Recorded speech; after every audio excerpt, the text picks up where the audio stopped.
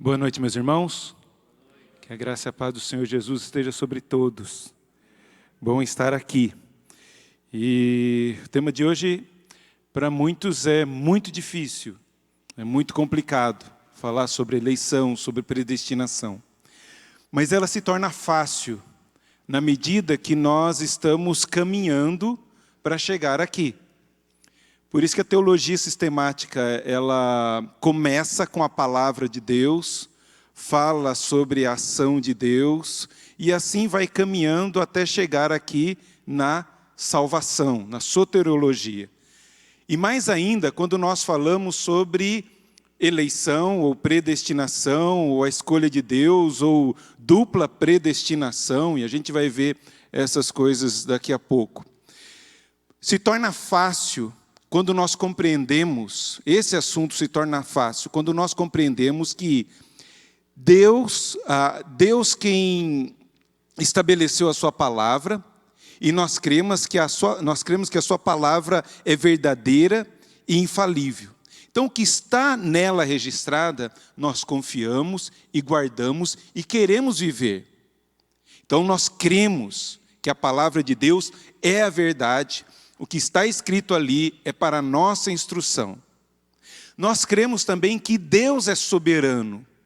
Ele faz como quer, do jeito que quer, porque Ele é Deus e Ele é soberano. Ele faz como lhe apraz, conforme o seu conselho, conforme a sua vontade. Quando nós compreendemos que a palavra de Deus é a verdade, e quando nós compreendemos que Deus é soberano, esse assunto se torna fácil e tranquilo, porque nós vamos descansar na soberania de Deus e também na palavra de Deus. Então, por isso que eu inicio falando isso. Alguns dizem, é muito complicado a doutrina da eleição. Eu não acho complicado porque eu confio na Bíblia Sagrada. Há alguns pontos que eu posso ter dúvidas em algumas coisas, mas eu vou confiar na palavra. Eu posso levantar e questionar algumas coisas, mas a palavra final é da Bíblia Sagrada. Então, isso que nós precisamos entender e compreender, para nós entendermos a doutrina da eleição. Para nós darmos início, gostaria de ler Efésios capítulo 1, versículo de número 3. Esse é um dos maiores parágrafos da Bíblia, né? Do versículo 3 ao 14.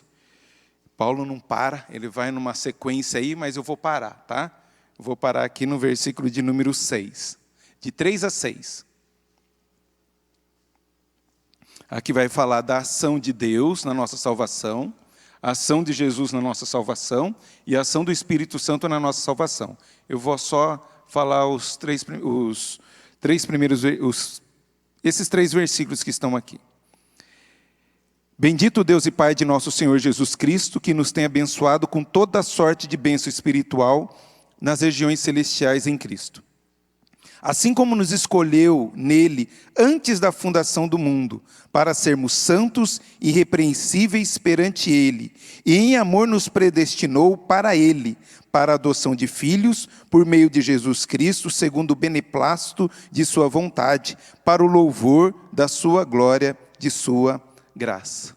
Deus nos escolheu, Deus nos predestinou, Deus nos adotou para o louvor da sua glória. Toda a ação de Deus aqui é para o louvor da sua glória. Então nós vamos caminhar aqui e estudar, dentro da soteriologia, a eleição. Eu coloquei eleição e reprovação, tá? A gente vai caminhar nisso daqui. E o conceito básico, né, de eleição, que nós temos aqui, depois eu apresento a reprovação, mas no final. Eleição é um ato de Deus antes da criação, no qual ele escolhe algumas pessoas para serem salvas, não por causa de algum mérito antevisto delas, mas somente por causa de sua suprema bondade. Então, esse é o conceito básico de eleição. Deus nos escolhe antes de tudo, não por nós termos algum mérito, ou não que ele viu lá na frente que o Newton um dia ia ter fé, o Newton um dia ia se arrepender, o Newton um dia ia andar de acordo com a palavra dele, então eu vou escolhê-lo. Não. Deus, antes de tudo, já nos escolheu para Ele, nos elegeu, nos escolheu, nos predestinou para Ele. E toda essa ação vem de Deus. E Ele faz isso por causa da sua suprema bondade, ou porque Ele quis nos amar, quis colocar em nós o seu amor. Provavelmente não, Deus faz isso, né? Derrama o seu amor na nossa vida, nos ama para que nós pudéssemos receber essa tão grande e maravilhosa salvação. Dentro dessa questão da eleição, nós temos umas coisas, algumas estranhas, né? São dois nomes que estão aí na folha aí, que talvez dá até para colocar o nome de filho, né? Colocar o nome de filho desses dois aí, né? É brincadeira, né? Está sendo gravado. Eu fico brincando na hora que está gravando aí. Corta, dá para cortar esse pedaço? Enfim, para a gente passar pela doutrina da eleição, eu tenho que passar por isso daqui. Isso aqui é uma teologia que a gente fala especulativa. Dentro da teologia reformada, né, nós vamos ver essas duas linhas, o supralapsarianismo e infralapsarianismo. Olha que nome bonito. É só um nome que é esquisito aí, tá? Mas assim, o que quer dizer, né? Supra, acima, né? De supra-sumo, de supremo, de algo acima, né? Ou anterior, e lapso, de queda. Certo? Então, Deus escolhe antes da queda como ia ser o destino dos homens. Essa é a doutrina, a linha supralapsarianismo, né? É a visão de que Deus, contemplando o homem, ainda não caído, né? Antes da queda, escolheu alguns para receber a vida eterna e rejeitou todos os outros. Esse é o supralapsariano. O infralapsariano, que é abaixo ou depois do lapso, depois da queda, sugere que o decreto de Deus permitir a queda, né, precede, logicamente, seu decreto de eleição. Assim, quando Deus escolheu o eleito, ignorou e não... Perdão, tem que ler aqui. O eleito e ignorou o não eleito. Ele estava contemplando todos eles como criaturas caídas. Eu fiz um gráfico para a gente ter mais ou menos uma ideia o que cada um pensa nisso daí, para ficar mais fácil qual é a diferença de um e de outro, tá bom? Opa, está errado aqui. Oxe, foi tudo errado. Então, o infralapsarianismo, né? Primeiro, Deus decretou, é Deus que decreta. E nessa decreto de Deus, Ele cria, Ele tem toda a criação, permite a queda, Ele escolhe uns para a salvação e deixou outros para o pecado. Então, Ele escolhe, elege uns e deixa outros. Tá? Ele não rejeita, e sim deixa nos seus pecados, nos seus delitos. Envia Cristo Jesus para nos salvar, o Espírito Santo para que nós possamos perseverar na nossa salvação. Tá bom? Agora, o supralapsarianismo é um pouco diferente, né? Deus decide escolher um para a salvação e destinou outros para a condenação. Então, Deus não deixa, mas Ele destina. Dá um destino para aquela pessoa. E pode ver que é antes da criação, antes de Deus criar alguma coisa assim, Ele já escolheu. Tá? Depois tem a criação, nós temos Deus permite a queda, Cristo vem para salvar, o Espírito Santo vem para perseverar, para que nós possamos andar diante do Senhor. São teologias reformadas. Tá? São duas linhas da teologia reformada. Você vai encontrar vários teólogos supralapsariano e vários teólogos infralapsariano. Você vai encontrar base especulativa nos dois lados, tá bom? Um fala que Deus deixou ou entregou, outro fala que Deus destinou aquele que vai ser salvo e aquele que vai perecer, vai para o inferno. Aí que chama a dupla predestinação. No supralapsolarianismo, a dupla predestinação. Deus salva o eleito, né, predestina ele para a salvação e predestina o outro para a condenação. Enquanto que o infralapsolariano, Deus salva, né, predestina aqueles que ele quer salvar e deixa os outros. Por quê? Eles pecaram e vão continuar no seu pecado, eles estão indo para o inferno porque eles são pecadores e Deus vai cumprir a sua justiça neles. São termos apenas que é colocado dentro desse infralapsolariano e supralapsolariano. Esse é o conceito. Um crê que Deus escolhe e salva alguns e deixa os outros às suas condições de pecado. O outro não. Deus predestinou os salvos e predestinou quem vai para o inferno. Tá bom? Isso daí. Às vezes eu sou mais infralapsolariano, aí eu ouço um outro teólogo, eu sou mais supralapsolariano. Às vezes eu leio um texto e falo, não, mas aqui está mais coerente com o supralapsolarianismo. E outro texto, não, aqui está mais infralapsolariano e tudo mais. Lendo os textos, e vocês vão ver, eu estou mais para o supralapsolariano. Tá? E a gente vai ver no final essas coisas todas, tá ok? Nós vamos caminhar nisso aí. Ninguém morre por causa disso, tá? No céu não vai perguntar se Jesus, você é infralapsolariano ou supralapsolariano. Fique tranquilo, é só um termo teológico. Nós estamos aqui estudando as Escrituras, estamos estudando a base da nossa teologia, porque só isso daqui dá chão, dá pano, para a gente estudar. Mas eu quero passar para vocês para abrir a porta, para que vocês mesmos possam buscar, conhecer e se aprofundar mais e mais nisso, tá bom? É nesse sentido, por isso que eu coloquei aqui o supralapsolarianismo e o infralapsolarianismo. Então vamos lá, sobre eleição. A base bíblica, né, onde nós encontramos a explicação e a base bíblica dessa doutrina. E o que eu quero passar para vocês aqui, que nessa primeira parte, simplesmente citar diversas passagens do Novo Testamento que tratam da eleição. Depois nós vamos nos esforçar em entender o propósito de Deus, por que Deus nos escolhe, e que os autores do Novo Testamento veem na doutrina da eleição. Por último, tentaremos esclarecer nosso entendimento dessa doutrina e responder algumas objeções, além de considerar a doutrina da reprovação. Não sei se vai dar tempo para eu fazer tudo isso, mas nós vamos caminhar, tá bom? Vamos lá.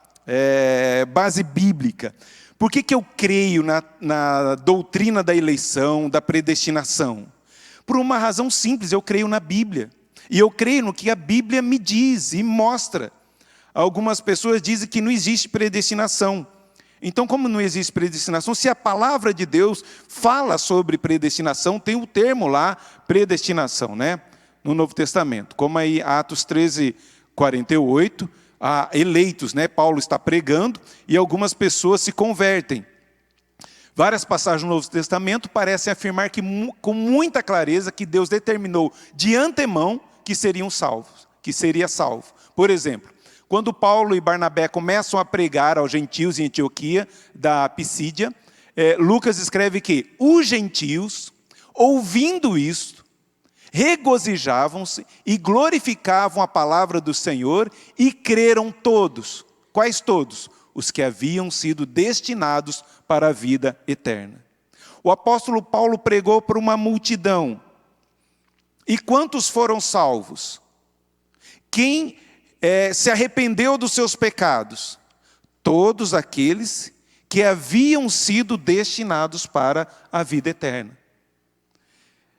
Somente aqueles. E está claro nas Escrituras. E é nisso que eu creio. Mas ainda, é significativo o fato, né, de Lucas mencionar a eleição quase nessa passagem aí. É como se isso fosse um acontecimento normal, quando o evangelho era pregado. Quantos creram? creram todos que haviam sido destinados para a vida eterna. Então, eles não entram em detalhes, assim, deixa eu explicar então quantos haviam sido destinados à salvação, porque era algo comum da igreja. Eles já compreendiam que Deus era soberano, e Lucas trata muitas vezes essa soberania de Deus, e como nós vamos ver daqui a pouco, e a responsabilidade humana. Ele sempre está tratando isso, porque isso era normal na vida deles, não havia dúvida de que Deus é quem escolhia os salvos, que Deus era soberano, e que o modo de Deus alcançar os perdidos era através, ou os seus eleitos, através da pregação da palavra. Mais textos bíblicos aqui para a gente ler, né? Em Romanos 8, 28 a 30. Se não existe predestinação, tira os versículos então que fala sobre predestinação. Por que eu creio na predestinação? Porque a Bíblia fala. Sabemos que Deus age em todas as coisas para o bem daqueles que amam, dos que foram chamados de acordo com o seu propósito. Pois aqueles que de antemão conheceu, também os predestinou para serem conformes à imagem de seu Filho, a fim de que ele seja o primogênito entre muitos irmãos. E aos que predestinou, também chamou, e aos que chamou, também justificou, aos que justificou, também glorificou. Por que eu creio? Porque está ali, predestinou. Eu creio nessa doutrina porque a Bíblia mostra isso. Ainda que eu não entenda ela completamente, mas eu descanso na palavra do Senhor, onde mostra que Ele, antes de tudo, me escolheu você para ser salvo. É nisso que eu descanso. Mais ainda, nessa base bíblica, Efésios, que nós lemos, Deus nos predestinou. Né? Assim como nos escolheu. Quando que Deus me escolheu? Antes da fundação do mundo. Escolha significa eleger, buscar um. E é nisso que eu creio. E Ele, para Ele, em amor nos predestinou para a adoção, para tornarmos filhos. Por que eu creio na doutrina da eleição? Por que eu creio na predestinação? Porque a palavra de Deus me diz. Ainda que eu não entenda tudo. Mais ainda, né? Tessalonicenses, reconhecendo, irmãos, amados de Deus, a vossa eleição. Porque o nosso evangelho não chegou até vós tão somente por palavra, sobretudo em poder no Espírito Santo, em plena convicção. Ele vai tratando, mas ele reconhece os irmãos que são eleitos. No começo das cartas de Paulo, Pedro, ele trata esse termo, que era comum à igreja. Eles não tinham dúvida. Ele não falou, eu não acho que é muito bem assim. Não é muito bem dessa maneira. Aqueles que tinham contato com os apóstolos entendiam e compreendiam muito bem essa doutrina. Ok? Deixa eu ver se tem mais um texto. Não. Eu quero pegar alguns textos aqui sobre eleição. Tá? Se você quiser anotar esses textos, como aqui em Marcos 13, 20, diz assim, e se o Senhor não abreviasse aqueles dias, né, o último dia, nenhuma carne se salvaria, mas por causa dos eleitos que escolheu, abreviou aqueles dias. Por causa dos eleitos, Deus abrevia sofrimentos, dor e tudo mais. Colossenses 3,12 diz, revesti-vos, pois, como eleitos de Deus, santos e amados. Eleição. Mais um texto aqui, Tito, né? Tito 1:1. Paulo, servo de Deus e apóstolo de Jesus Cristo, segundo a fé dos eleitos de Deus. Eleitos de Deus. E conhecimento da verdade, que é segundo a piedade. Pedro vai falar, no capítulo 1, versículo 2. Eleitos segundo a presciência de Deus Pai, em santificação do Espírito. E há vários e vários outros textos que vão falar sobre eleitos, eleição, escolha, predestinar, de antemão, antes da fundação do mundo. Por que eu creio na doutrina da eleição, da predestinação? Porque está escrito nas Escrituras. E eu descanso nisso. Você pode dizer que não entende totalmente essa doutrina, mas não é uma heresia. Como alguns dizem, lá eles creem que Deus escolheu uns lá para salvar, né, e outros para ir para o inferno e tudo mais. Que absurdo! Lê as Escrituras. Nas Escrituras nós vamos conhecer e entender isso. Tem mais um texto que eu gostaria de mostrar para os irmãos. Está aqui.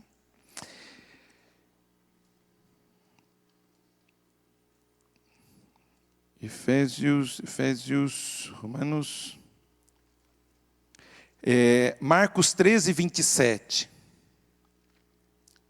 Aqui está falando do último dia.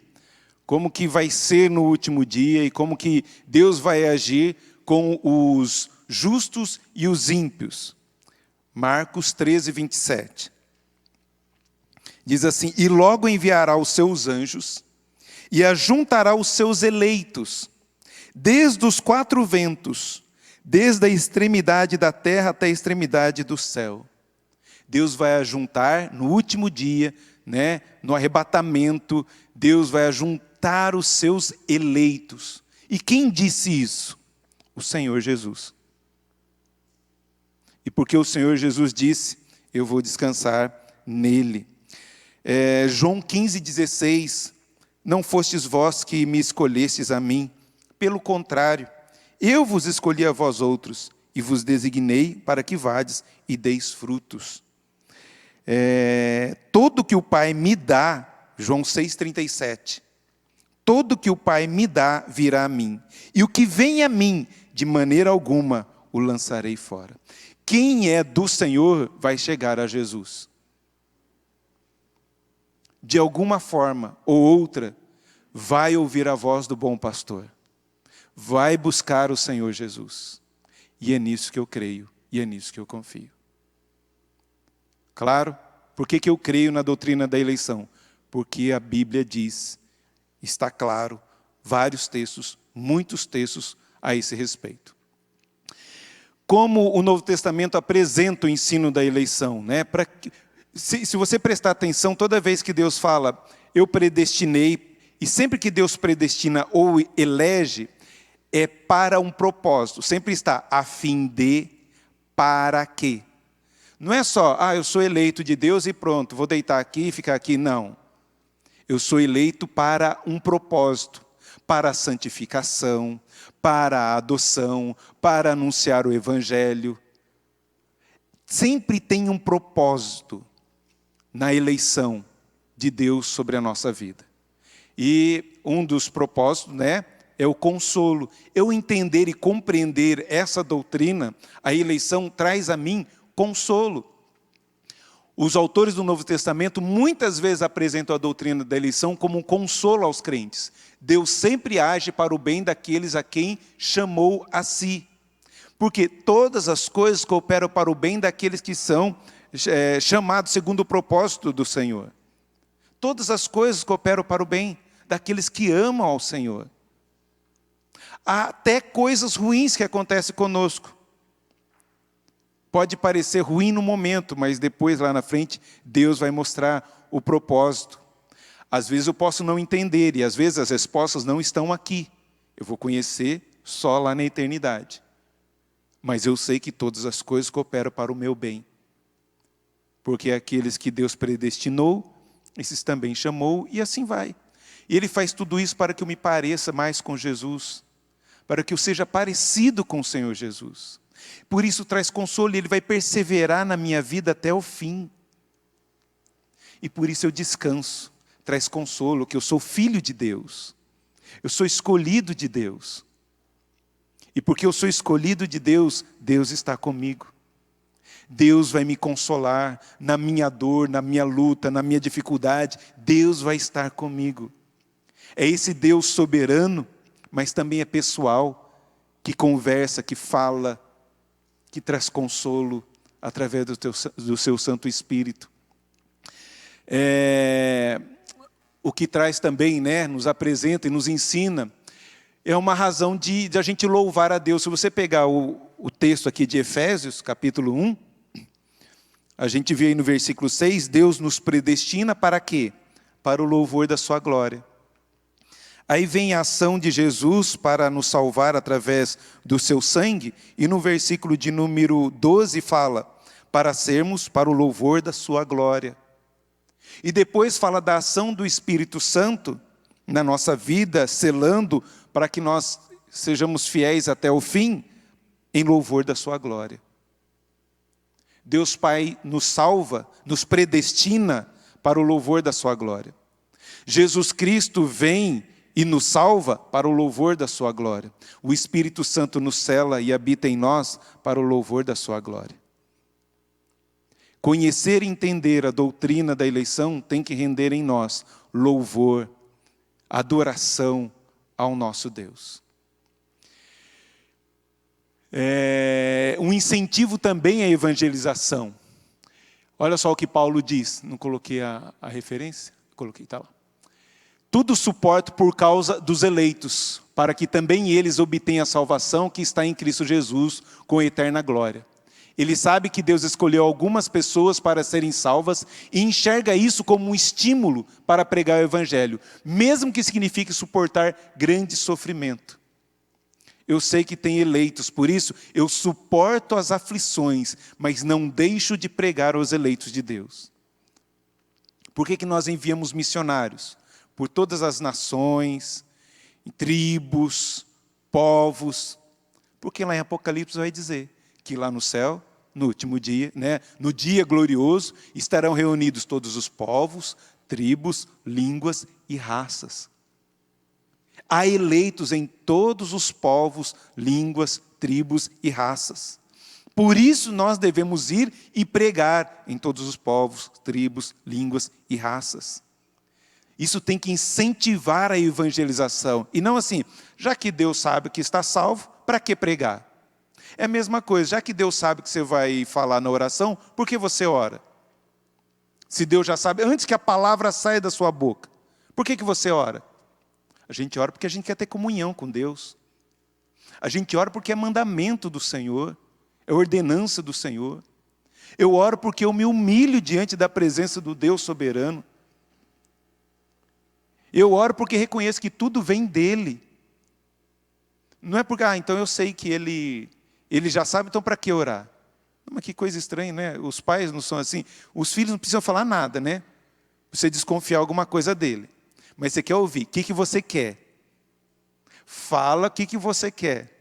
E às vezes a gente é assim, filho, fala o que você quer. Eu sei, mas abre a sua boca. Fale. Ore. Eu quero conversar com você. Eu quero falar contigo. Esse é o nosso Deus. Vamos caminhar mais aí. Onde eu estou aqui. O incentivo à evangelização e os equívocos, a respeito da doutrina da eleição. Acho que vai dar tempo, sim. A eleição não é fatalista. Alguns creem que ela é fatalista. Eu coloquei errado aqui, né? Não, está certo.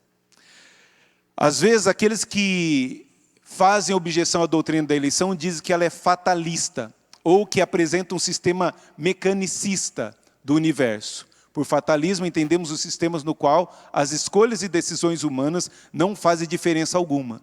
No fatalismo, não importa o que façamos, as coisas continuarão seguindo o seu curso previamente determinado. Já que Deus escolheu, predestinou, então não preciso fazer mais nada. Tudo já vai acontecer. Tudo vai ocorrer, então eu não faço parte nada disso. O que tem que acontecer, vai acontecer. O que será, será. Ou o que? Eu sou um robô, sou uma marionete nas mãos de Deus, então não adianta nada eu fazer alguma coisa, já que Deus determinou tudo. A Bíblia não diz isso. Assim como a Bíblia fala da soberania de Deus, fala da responsabilidade humana. A Bíblia tem esses paradoxos. E a gente tem que compreender isso. A mesma Bíblia que diz que Deus é soberano, fala que o homem é responsável pelos seus atos. Como nesses textos aí, dos convites, a responsabilidade humana. Vinde a mim, Mateus 11, 28, vinde a mim, vós que estáis cansados. É um convite. Mas não está determinado, então já tem que vir. Não, ele faz o convite. Vinde a mim, vós que estáis cansados e sobrecarregados. Apocalipse diz, o noivo diz à noiva, vem, vem. É um convite também. João 5,40. Alguém pode ler aí para mim? Evangelho de João, capítulo 5, versículo 40.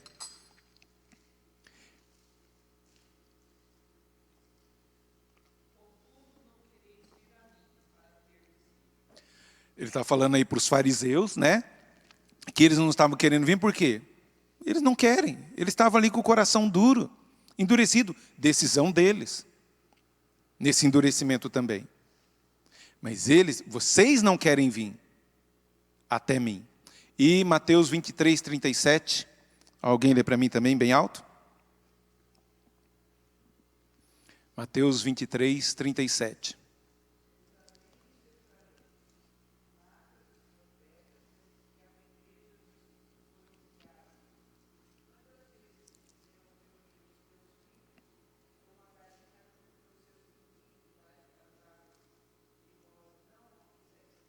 Vós não o quisestes. Vocês não quiseram isso. Quantas vezes eu chamei vocês, mas vocês não quiseram. Eu gosto muito desse texto. Abre aí para mim em Atos, capítulo 2. Atos 2. Que fala da soberania de Deus. No mesmo versículo está a soberania de Deus e a responsabilidade humana.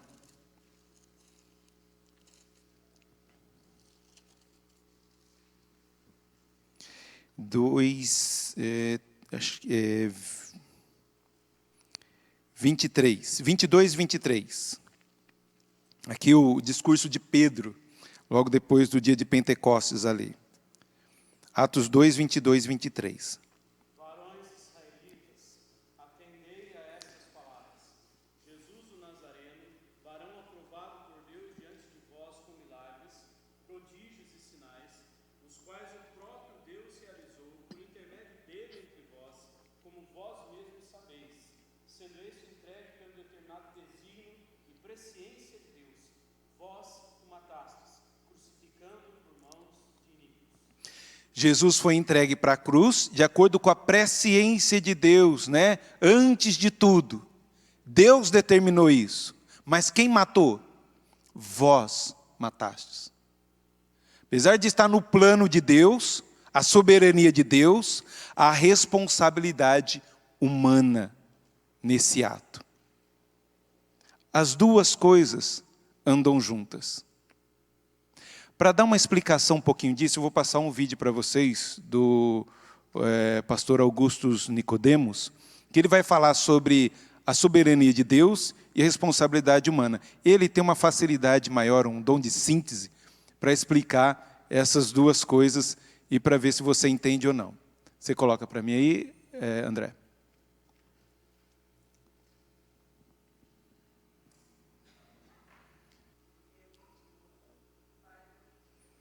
Então, aí no versículo 43, fala, por que vocês não ouvem? Porque vocês não são da minha parte, vocês não fazem parte comigo, vocês não querem ouvir a minha mensagem.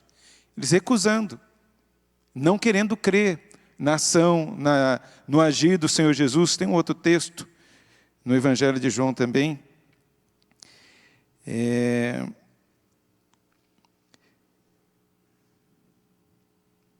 Deixa eu ver aqui.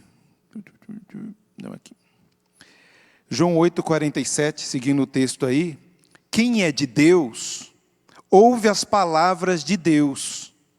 Por isso vocês não me dão ouvido, porque vocês não são de Deus.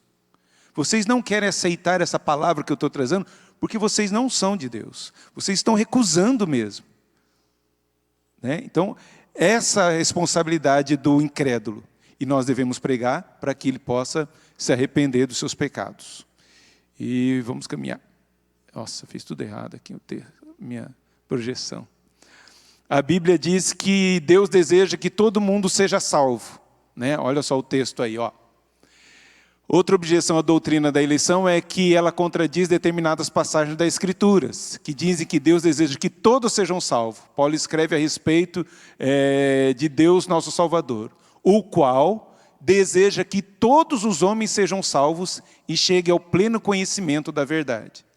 Como que pode ter a eleição e tudo mais se Deus deseja que todo mundo seja salvo? Agora eu digo, é todo mundo que é salvo?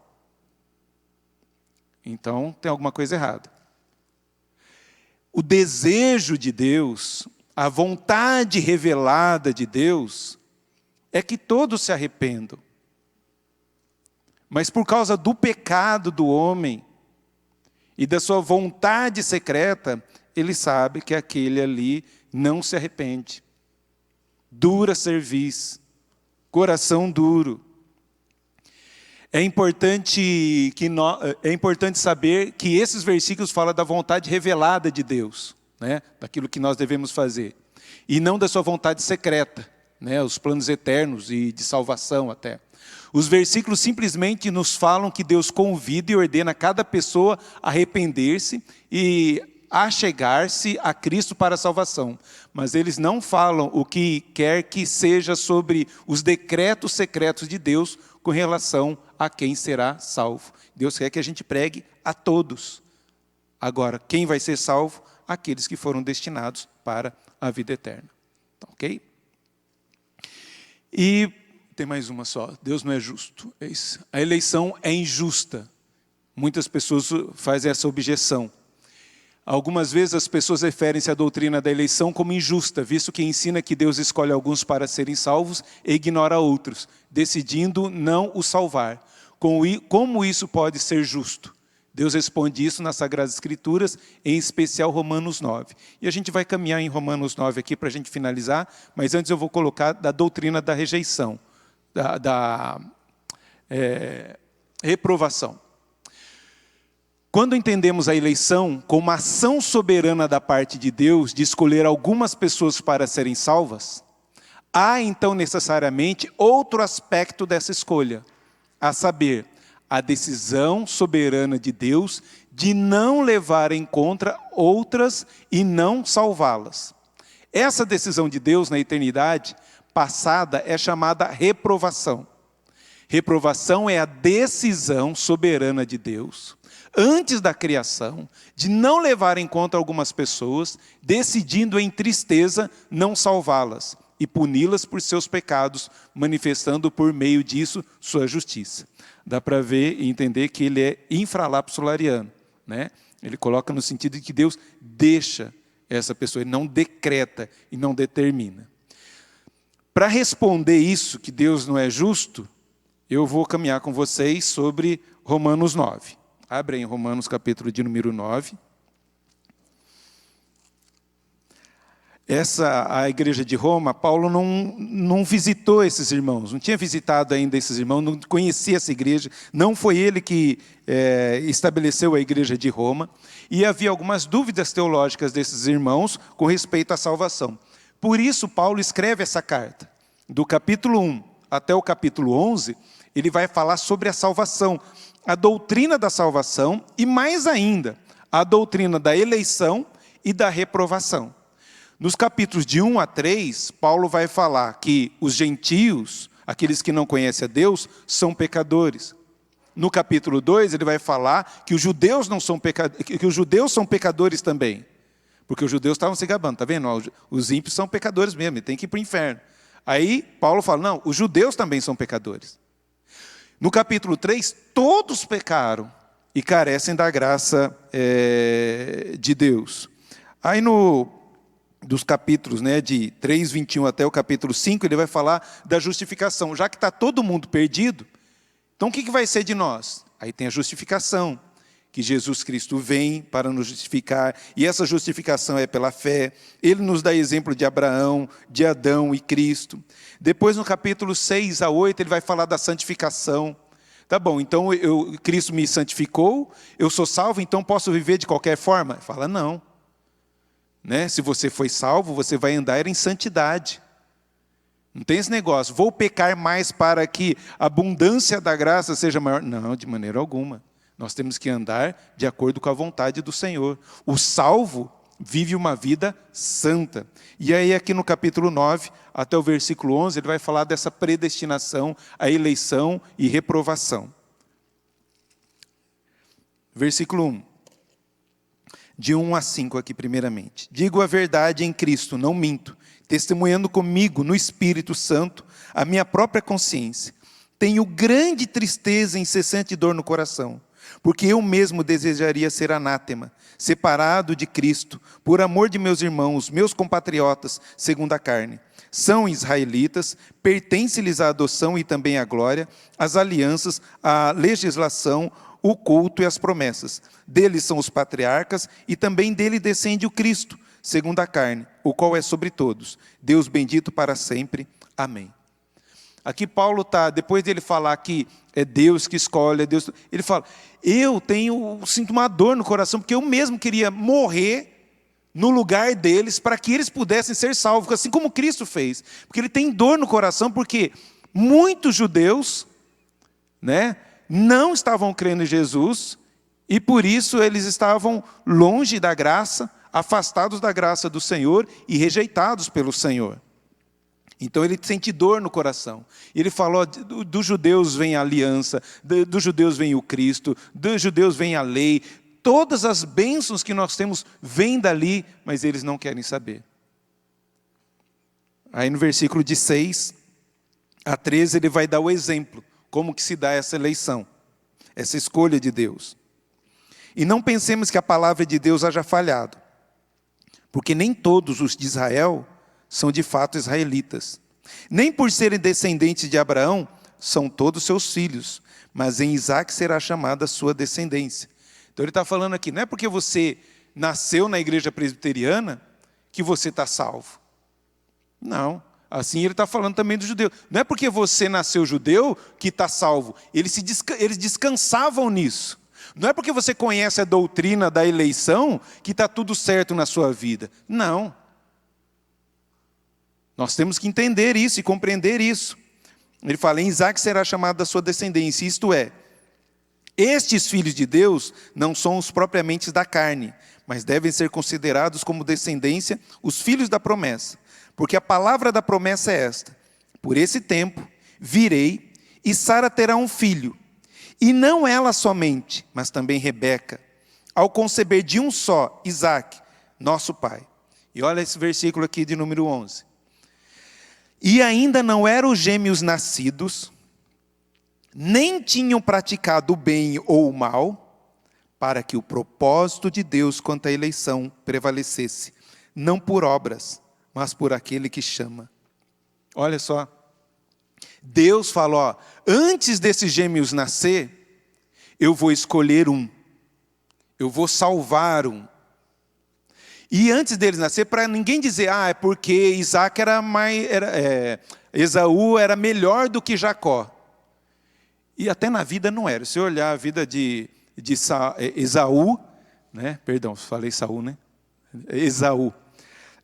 Se eu olhar a vida de Esaú, desobediente, casou com mulheres de outros povos, e casou com duas ainda, né?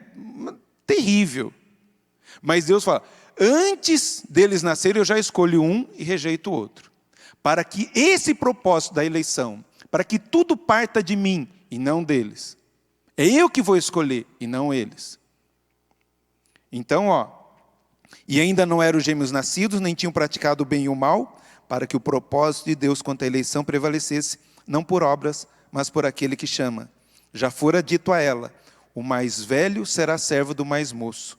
Como está escrito, amei Jacó, porém me aborreci de Esaú. Eu quis amar Jacó.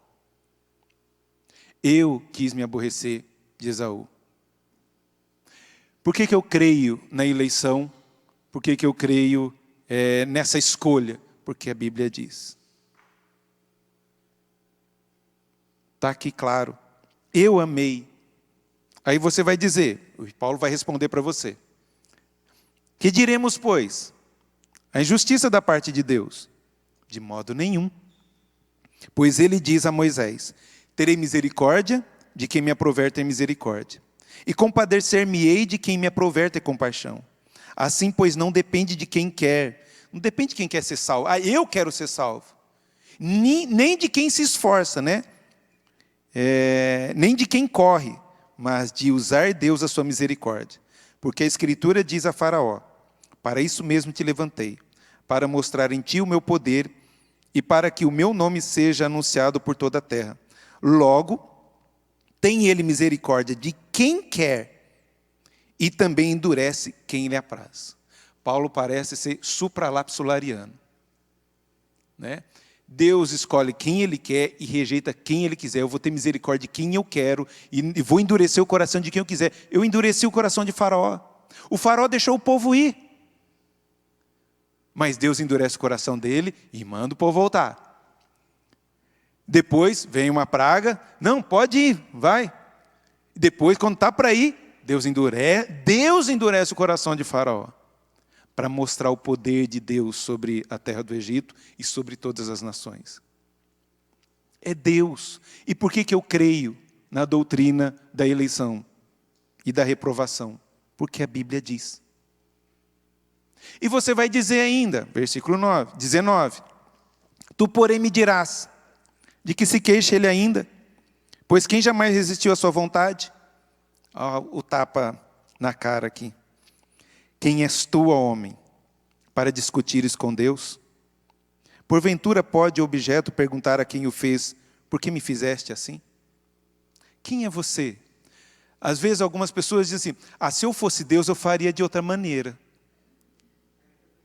Se eu fosse Deus eu faria melhor. Eu não ia fazer assim, eu escolhia só os bonzinhos. Não ia ter esse negócio, né, de eu amar, só vou escolher os bonzinhos. Se for escolher bonzinho, depois do pecado, ninguém ia ser salvo. Certo? Mas assim, se eu fosse Deus, eu faria melhor. Teve essas pessoas também, esses grupos também, né? Satanás queria subir ao trono. Se eu for Deus, o que aconteceu? Adão e Eva, o que eles queriam ser? Iguais a Deus. E o que aconteceu? Torre de Babel, o que eles queriam? Subir ao trono de Deus. O que aconteceu? A gente tem essa confusão de línguas, né? Todo mundo falasse uma língua só, seria mais fácil. Mas porque eles queriam ser Deus. E nós queremos dirigir a nossa própria vida. E às vezes vivemos como se Deus não existisse. Graças a Deus por Cristo Jesus, que nos convence do pecado, para nós nos arrependermos disso. E vai dizer ainda mais sobre a reprovação. Versículo de número 21.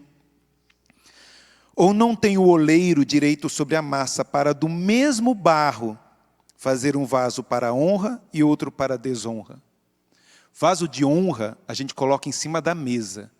Bonito. É um enfeite. E do mesmo barro faz um pinico. Vaso de desonra. É isso que o texto está dizendo isso. Esse vaso de desonra é esse lugar aí onde a gente vai fazer as nossas necessidades. E a gente esconde isso. Do mesmo barro, eu faço um vaso de honra e um vaso de desonra. Eu faço. É Ele que faz. E Ele diz mais. Que diremos, pois? Versículo 22. Pois se Deus, querendo mostrar a sua ira e dar a conhecer o seu poder, suportou com muita longanimidade, muita paciência, os vasos de ira, que são os vasos de desonra, preparados para a perdição. Deus preparou esses vasos para quê? Para a perdição. Por que eu creio na reprovação? Porque a Bíblia diz. Mas Ele vai falar também de nós. A fim de que também desse conhecer as riquezas da sua glória em vasos de misericórdia, que para a glória preparou de antemão. Nós somos esses vasos aqui de misericórdia, né? Que Ele preparou, antes da fundação do mundo, Ele já tinha preparado para a salvação. E continua, os quais somos nós, a quem também chamou, não só dentre os judeus, mas também dentre os gentios. Assim como também diz em Oséias, chamarei povo meu ao que não era meu povo, e amada a que não era amada. E no lugar em que lhes disse, vós não sois meu povo, ali mesmo serão chamados filhos do Deus vivo. Mas relativamente a Israel, dele clama Isaías: ainda que o número dos filhos de Israel seja como a areia do mar, o remanescente é que será salvo. Ainda que tenha um monte de judeu aí, é o eleito que vai ser salvo. É o eleito que vai permanecer.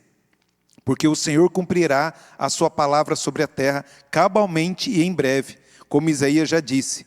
Se o Senhor dos exércitos não tivesse deixado descendência, termos-ia nos tornado como Sodoma e semelhantes a Gomorra. Que diremos, pois? Que os gentios que não buscavam a justificação vieram a alcançá-la? Todavia, a que decorre da fé, e Israel, que buscava a lei da justiça, não chegou a atingir essa lei? Por quê? Porque não decorre da fé, e sim como que de obras. Tropeçaram na pedra de tropeço, como está escrito: eis que ponho em Sião uma pedra de tropeço e rocha de escândalos, e aquele que nele crê não será confundido. Nós vimos em Cristo uma pedra de salvação para edificar a nossa vida. Muitos judeus viram essa pedra como uma pedra de escândalo, de tropeço, tropeçaram e caíram e não têm salvação. Pela própria escolha deles e pela soberania de Deus. Por que eu creio na eleição e na reprovação? Porque eu creio na Bíblia. Porque eu creio no que a Bíblia diz. Eu posso não entender, mas eu confio nesse Deus, que elege, escolhe, ama quem quer, se aborrece de quem quiser, tem misericórdia de quem quer e aborrece, e não tem misericórdia, endurece quem Ele quiser também. Para terminar, para a gente aplicar para a nossa vida, a doutrina da eleição, essa aqui é a aplicação, eu esqueci de... Está tudo errado aqui. Eu faço tudo ao avesso. Desculpa, viu, gente? E não dá para cortar esse negócio, vai ficar gravado, que eu fico falando meus erros aqui. A doutrina da eleição responde que sou cristão só porque Deus na eternidade decidiu aplicar o seu amor sobre mim. E isso não porque qualquer coisa boa em mim, mas simplesmente porque Ele decidiu me amar. A doutrina da eleição confere-nos humildade diante de Deus. E nossa única resposta apropriada é dar eterno louvor a Deus. Quanto mais me aprofundo nessa doutrina, mais eu vejo quanto eu dependo de Deus.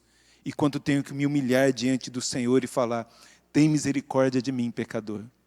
Eu não sou digno, Senhor, de tão grande salvação. É nos humilharmos, não achar, sou filho do rei, faço o que eu quero, tudo mais. Não. Faz com que a gente se renda diante do Senhor e a gente venha louvá-lo, engrandecê-lo, adorá-lo por tão grande salvação. Amém? Vamos orar?